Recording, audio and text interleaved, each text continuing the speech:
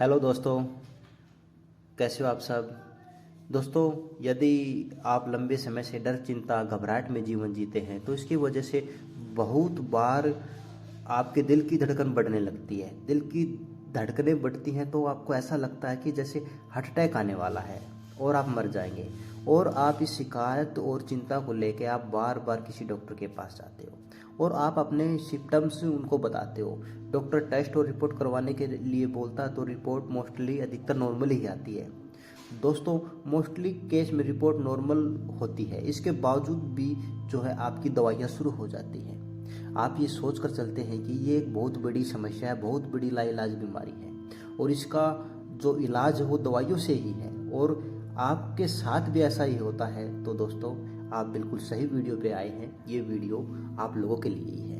देखिए दोस्तों, कुछ दिन दवाइयाँ चलती हैं, आराम मिलता है। जैसे ही दवाइयाँ बंद, फिर से आपकी समस्या शुरू हो जाती है। दवाइयाँ बढ़ती चली जाती है, आराम बंद होना शुरू हो जाता है। ऐसा क्यों होता है? पहले इसका जो है कारण है मूल, वो जान लेते हैं। आपके अंदर डर, चिंता, घबराहट कब पैदा हुई, क्यों पैदा हुई, इसे समझ लेते हैं। आपके प्रेजेंट में जो ऑन गोइंग इशू ऐसा चल रहा है जिसका समाधान आपके पास नहीं है और इशू जो है वो आपकी जो इंटेलिजेंस है उससे बड़ा है, ऐसा आप मान रहे हो। जो इशू जो है आपसे बड़ा है, ऐसा आपने माना हुआ है। आप छोटे हैं, आप उसे हैंडल नहीं कर पा रहे हैं, या पास्ट के कुछ अनसुलझे इशू हैं या इवेंट हैं जिनका हल आपकी लाइफ में आपके पास है ही नहीं।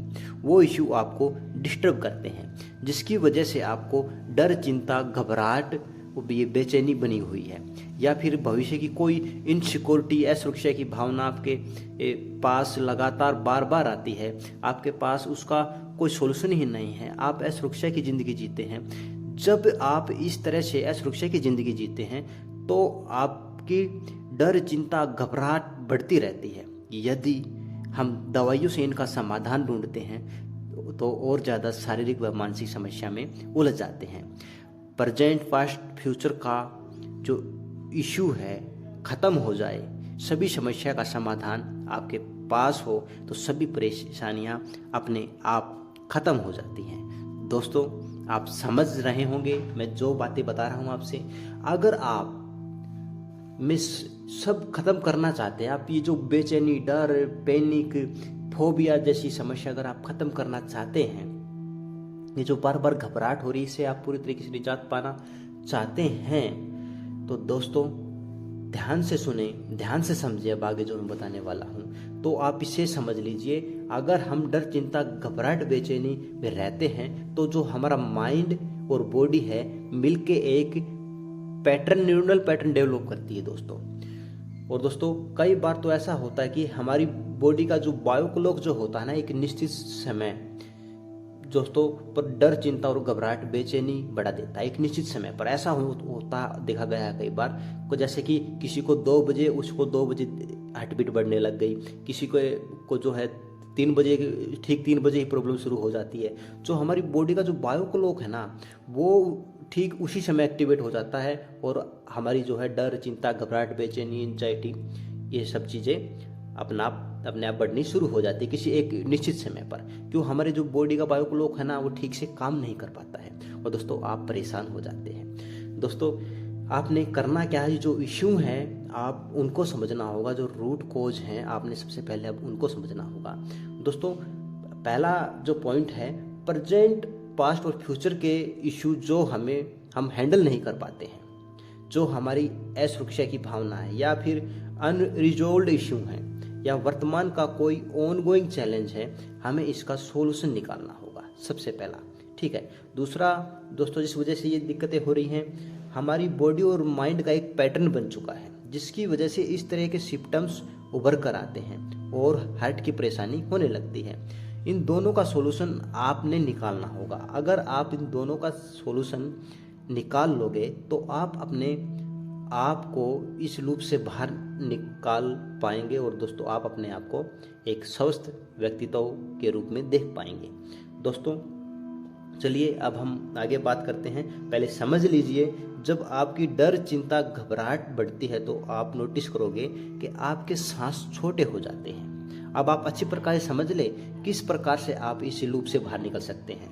समझ लीजिए, आप अच्छी प्रकार से अपने माइंड में बैठा लीजिए, ये कोई बड़ी बीमारी नहीं है, कोई लाइलाज बीमारी नहीं है। इसका सोल्यूशन बिल्कुल छोटा सा है। आप बस बने रहिए, मेरी वीडियो पे देखते रहिए और समझते रहिए। समझिए, सबसे पहले समझिए, आपकी डर, चिंता, घबराहट बढ़ती है तो आप नोटिस करोगे आपकी जो सांस है वो बहुत छोटे हो जाते हैं या छोटे हो गए हैं। जब आपकी सांस छोटी हो जाती है तो इसका एक दुष्परिणाम यह होता है कि इसका असर हमारी लाइफ पर पड़ता है। सांस छोटी हो जाती है तो जो ऑक्सीजन अंदर नहीं जा पाती, पूरी ऑक्सीजन जब अंदर नहीं जाएगी, आपकी ब्लड सेल्स को पूरी ऑक्सीजन नहीं मिल पाएगी और ना ही पूरी कार्बन डाइऑक्साइड बाहर निकल पाएगी, तो दोस्तों हमारी बॉडी और ब्लड सेल्स को पूरी ऑक्सीजन नहीं मिलती तो हमारे ब्रेन को भी पूरी ऑक्सीजन नहीं मिलती।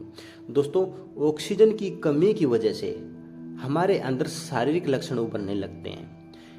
दूसरा, हमारे ब्रेन में ऑक्सीजन की कमी होती है तो हमारे ब्रेन में प्रकृति का डिजाइन किया हुआ प्रोग्राम, हमारी इंटेलिजेंस, हमारी सोचने समझने की शक्ति, हमारा बुद्धि विवेक, दोस्तों सब शट डाउन हो जाता है। सब जो है काम करना स्लो कर देता है, बिल्कुल बंद कर देता है दोस्तों। या जो है उनके काम करने की पावर कम हो जाती है, जिसकी वजह से हमें जो है रास्ता नहीं दिखता, समाधान नहीं दिखता, हम अपनी समस्या का सोल्यूशन नहीं निकाल पाते और ज़्यादा से ज़्यादा परेशानी में आप अपने आप को पाते हैं। दोस्तों, इन सब समस्या में से निकलने के लिए आपने अपने पैटर्न को तोड़ना होगा। दोस्तों, पैटर्न कौन सा? जो नेगेटिव पैटर्न आपका बना हुआ है, आपके बिलीफ को लेकर के, आपके जो है इनसिक्योरिटी को लेकर के, आपके ऑनगोइंग चैलेंज को लेकर के, या आपकी किसी समस्या को, प्रेजेंट और पास्ट की किसी समस्या को लेकर के, जो पैटर्न, जो नेगेटिव पैटर्न जो बना हुआ है, उस पैटर्न को तोड़ना होगा। जिस समय आपकी सांस छोटी चलती है, आप अपनी सांस को लंबी व गहरी करें, आपका पैटर्न ब्रेक हो जाएगा। दोस्तों, ये एक बहुत ही अच्छी क्रिया है। आपको अपने रूट कोज पर काम करना होगा।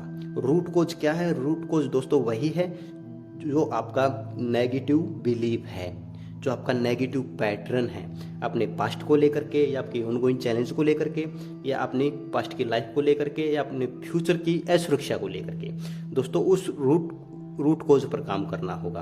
दोस्तों, रूट कोज पकड़ के आपके जो नेगेटिव पैटर्न बने हैं उनको तोड़ना होगा, जिसकी वजह से आपको डर, चिंता, घबराहट, बेचैनी होती है। ब्रेन में ऑक्सीजन का लेवल बढ़ाना है दोस्तों।